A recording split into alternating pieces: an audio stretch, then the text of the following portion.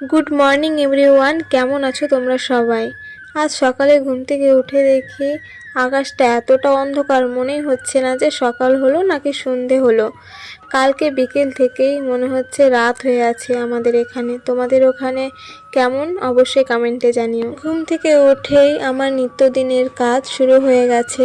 প্রথমেই উঠানটা ঝাঁট দিয়ে নিচ্ছি, আর প্রত্যেক দিন এরকম কাদা উঠান, জল ভেজা উঠান ঝাঁট দিতে ভালো লাগছে না।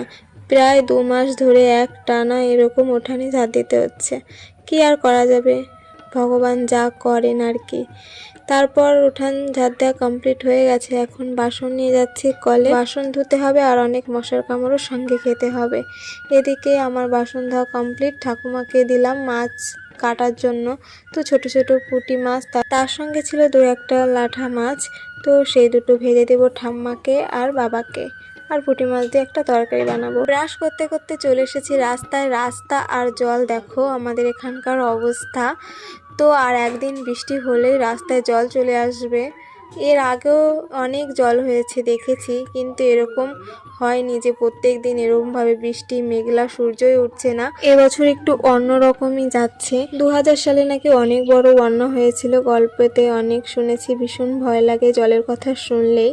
সবার কাছে গল্প শুনি যে বাড়ি ছাড়তে হয়েছিল, এত জল হয়েছিল। তো যাই হোক, বাড়ি এসে দেখি ঠাকুমা মাছ কেটে ঢেকে রেখেছে। আমি এখন সেগুলো ধুয়ে ফেললাম, রান্না করতে যাব। কাকি আবার আমাকে ডাকছিল। আসলে চালের গুঁড়ো দিয়ে কিভাবে ডিম রান্না করে আমি জানি না, তো সেটাই দেখার জন্য কাকি ডাকছিল। আমি জীবনে খাইনি এখনো। আগে শুনেছি যে ঠাকুমা গল্প করে যে ছিটে চালের গুঁড়ো দিয়ে মাছ রান্না করেছে। তো কালকেও গল্প করেছিল, আমি শুনেছি, বাট খাইনি। আর যদি খেয়ে থাকি ছোটোবেলায় কখনো, আমার মনে নেই। তো আমার মনে পড়ে যে আমি কখনো জ্ঞানও তো খাইনি। তো যাই হোক, সেটাই দেখতে গেছিলাম। আবার কাকি বলল ঠাকুমার কাছে গিয়ে জিজ্ঞেস করে দেখবি কিভাবে রান্না করে। তো কাকি বলেছিল যে খেয়ে দেখ, কিন্তু আমি খেলাম না। যাই হোক, তারপরে বাড়ি এসে চা বানালাম। এই যে আমাদের বাড়িতে অতিথি এসেছে 2জন। একজন তো প্রত্যেক দিনই থাকে, বাট আরেকজনও এসেছে আজকে। তো ওদের অতিথি বলছিলাম বললে আবার হাসছিল।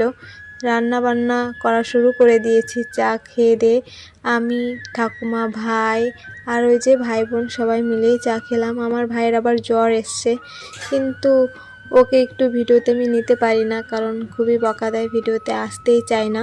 আজকে ওর চলে যাওয়ার কথা ছিল, কিন্তু জ্বর আসার জন্য আজকেও যেতে পারবে না।